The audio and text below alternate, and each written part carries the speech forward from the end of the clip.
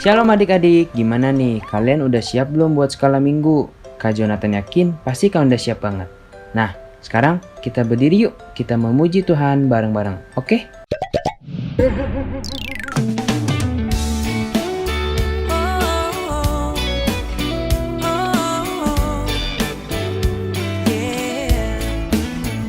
Show me your ways, your truth, your truth.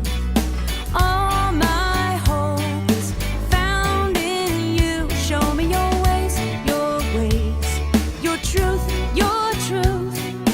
All my hope is found in you. I trust in you, Lord. I trust in you, Lord. I trust day by day and step by step. My hope is you, Lord. My hope it's you, Lord. My hope is every heartbeat, every breath. I trust in you. Oh, show me your ways, your truth, your truth. All my hope is found in you. Show me your ways, your truth, your truth. All my hope is found in you. I trust in you, Lord. I trust in you, Lord. I trust day by day and step by step. My hope is you, Lord. My hope is you, Lord. My hope is every heartbeat, every breath. I trust in you, Lord. I trust in you, Lord. I trust day by day and step by step. My hope is you, Lord. My hope is you, Lord. My hope is every heartbeat, every breath. I trust in you. You know I do. I trust in you. Yeah. I trust in you. I trust in you, my Lord. I trust in you. Yuk adik-adik, kita siapin hati kita mau berdoa, kita sebentar mau dengerin firman Tuhan. Yuk lipat tangannya, tutup matanya ya. Tuhan Yesus, terima kasih Tuhan karena Engkau telah memampukan kami dari awal hingga pertengahan. Tuhan, sebentar kami akan mendengarkan sebagian dari firman-Mu, berkati Kak Jonathan yang akan menyampaikan firman-Mu. Kau berkati setiap lidah dan bibirnya, Kau yang berkati Tuhan, berkati kami juga agar kami dapat memahami setiap firman yang Kak Jonathan akan sampaikan. Dalam nama Tuhan Yesus, kami sudah berdoa dan mengucap syukur. Haleluya. Amin. Shalom adik-adik, jadi pesan Tuhan minggu ini yaitu berserah atau pasrah. Nah, kita baca dulu firmannya ya, diambil dari Lukas 5 ayat 1-11. Kak Jonathan bacain ayat 5-nya ya. Simon menjawab, "Guru, telah sepanjang malam kami bekerja keras dan kami tidak menangkap apa-apa. Tetapi karena Engkau menyuruhnya, aku akan menebarkan jala juga." Nah, biar adik-adik lebih ngerti, kita lihat drama singkat ini dulu ya. Pada waktu itu, Yesus melihat Petrus sedang membersihkan jala bersama para nelayan yang lain. Rupanya, semalam mereka telah pergi menangkap ikan dengan sia-sia. Mereka tidak mendapat tangkapan sama sekali. Yesus yang sedang diikuti oleh banyak orang, sengaja memilih untuk menaiki perahu Petrus untuk mengajar. Ia meminta Petrus supaya menolakkan perahunya sedikit lebih jauh dari pantai. Setelah selesai berbicara, Yesus meminta dia untuk bertolak ke tempat yang lebih dalam dan menebarkan jalannya untuk menangkap ikan. Petrus bisa saja menolak perintah Yesus ini, mengingat ia adalah seorang nelayan yang berpengalaman yang tentunya lebih tahu banyak tentang hal menjala ikan. Namun yang luar biasa, Petrus memilih untuk menuruti perintah Yesus. Dia bertolak ke tempat yang dalam dan menebarkan jalannya tepat seperti apa yang diperintahkan Yesus. Apa yang terjadi? Petrus memperoleh hasil tangkapan yang luar biasa banyak. Sampai-sampai jalannya mulai koyak. Butuh 2 perahu untuk dapat membawa ikan dalam jumlah yang sangat banyak ini. Nah, jadi adik-adik, pesan drama tadi itu menceritakan tentang Petrus yang lagi membereskan jala karena malamnya itu dia baru menangkap ikan dan tidak mendapat ikan atau tidak mendapatkan hasil apa-apa.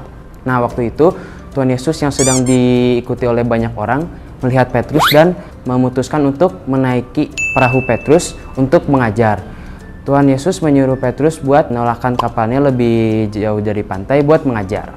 Nah, setelah selesai mengajar, Tuhan Yesus menyuruh Petrus buat menolakkan kapalnya lebih dalam dan menyuruh Petrus untuk menebarkan jala.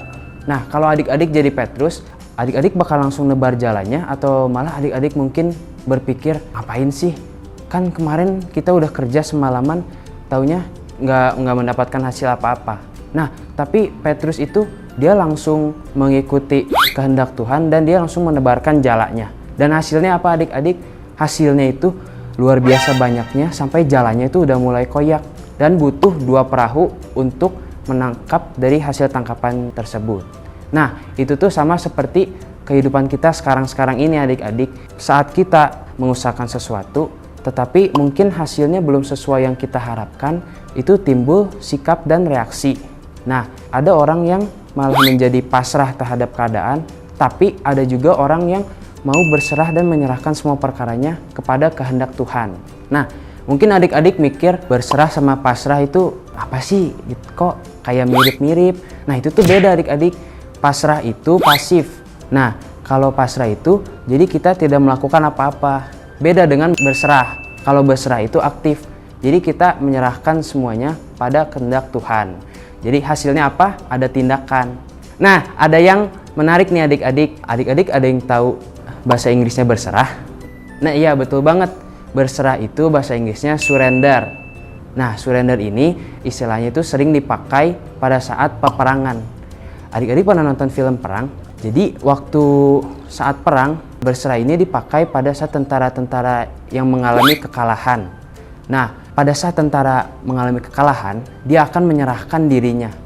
Waktu misalnya tentara itu disuruh untuk menyerahkan senjatanya, dia pasti menyerahkan senjatanya. Atau misalnya tentara itu mau diikat, pasti dia akan menyerahkan tangannya untuk diikat.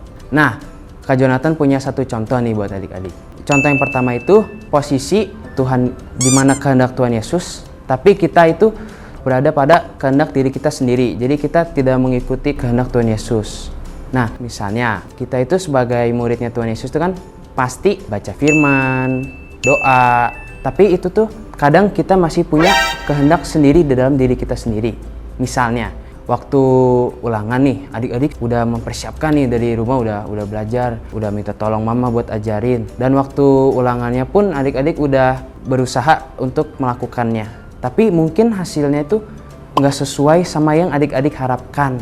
Nah, waktu itu kan adik-adik pasti kalau pulang adik-adik takut buat ngasih tahu ke mama papa. Nah, Kak Jonathan juga pernah. Waktu itu Kak Jonathan ulangan matematika.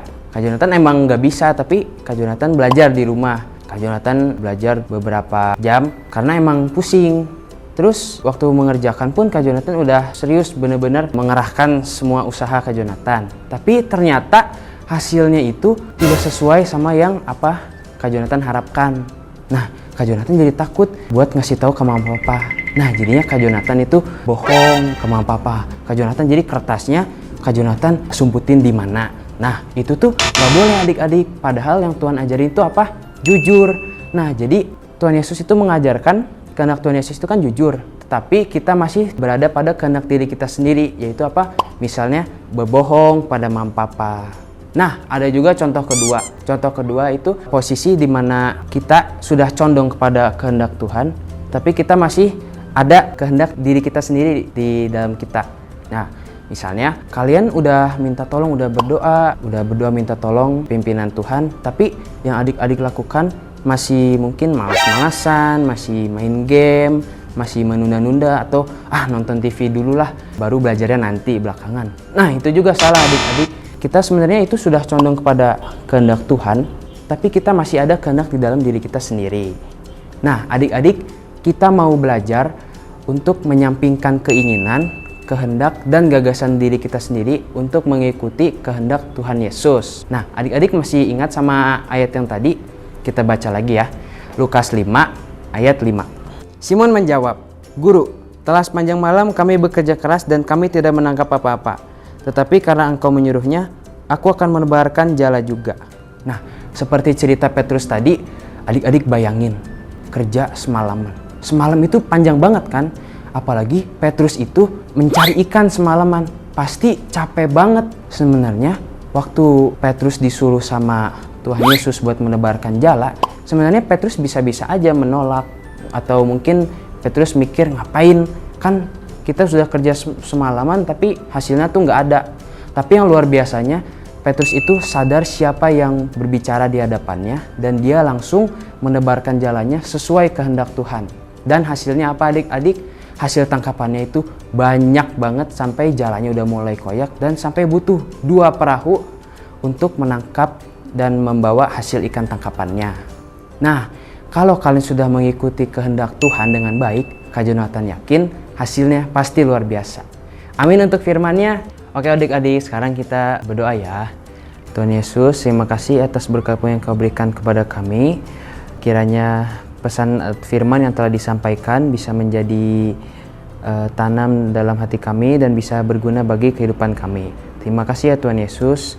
Hanya dalam nama-Mu kami berdoa dan mengucap syukur. Haleluya, amin. Tuhan Yesus memberkati.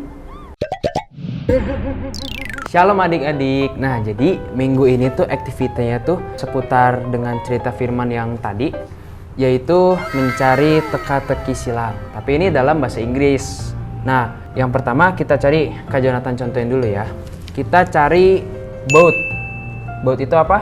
Boat itu artinya perahu ya adik-adik. Nah, kita cari boat di mana ya? Boat. Coba kita cari. Oh, ini. Nah, kita tarik pakai stabilo, tarik garis ke bawah sesuai kata-katanya. Nah, lanjut lagi yang ketiga nih di bawah. Yang ketiga ini ada nets. Sekarang kita cari nets itu apa sih Kak Jonathan artinya? Nets itu jaring atau jala. Nah, mana ya? Nah, ini nih ketemu nih di bawah. Ya, kita tarik garis lagi. Nah, yang selanjutnya Simon. Kita cari Simon, mana Simon? Nih. Nah, ini Simon. Tarik lagi. Nah, oke adik-adik, abis ini kita kerjain TTS-nya bareng-bareng ya. Nanti Kak Jonathan kirim fotonya di grup. Nah, adik-adik kalau udah beres, adik-adik boleh share di grup biar kita bisa cek jawabannya bareng-bareng. Oke, Tuhan Yesus memberkati.